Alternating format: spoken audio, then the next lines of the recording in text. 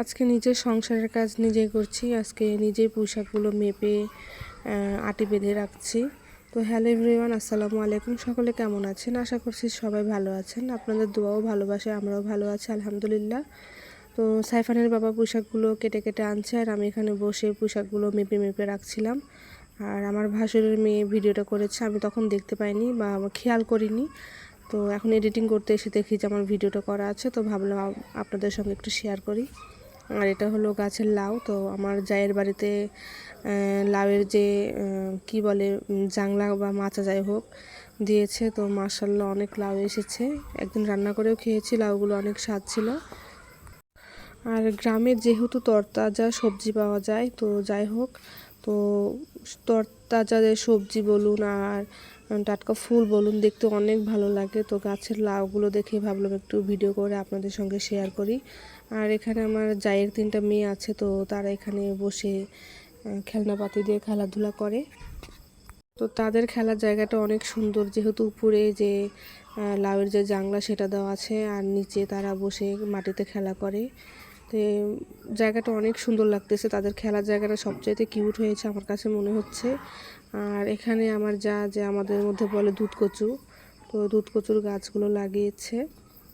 সাইফান যখন আমার পেটে ছিল তখন এই শাকভাজি, এই কচু শাকভাজি খেতে অনেক অনেক ভালো লাগতো, খেয়েছি অনেক।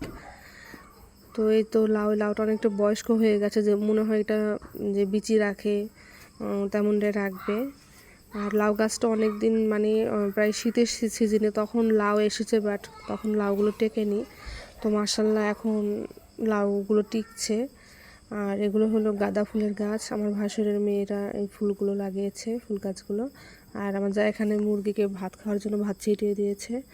তো গ্রামীণ পরিবেশ আপনাদের কেমন লাগছে? আশা করছি সবার ভালো লাগছে। আর যারা যারা আমার চ্যানেলকে সাবস্ক্রাইব করেছে তাদের সকলকে জানাই অসংখ্য ধন্যবাদ।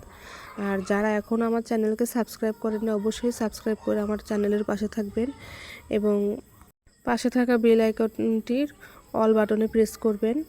আর দয়া করে কেউ ফুল ভিডিও না দেখে স্কিপ করবেন না, সকলে ফুল ভিডিও দেখবেন। আর সন্ধ্যার সময় আমার জায়ের মেয়ে আমার কাছে পড়তে এসেছে, আর সাইফান পাখিও এখানে পড়তে বসেছে।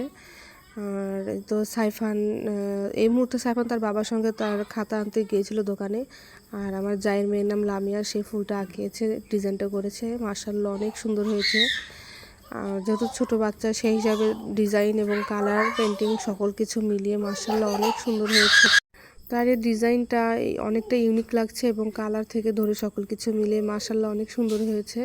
তো আমার ভাসুরের মেয়ের জন্য সকলে দোয়া করবেন। সে আঁকাআঁকির পাশাপাশি পড়াশোনা তো ভালো, সে নাচও খুব ভালো পারে।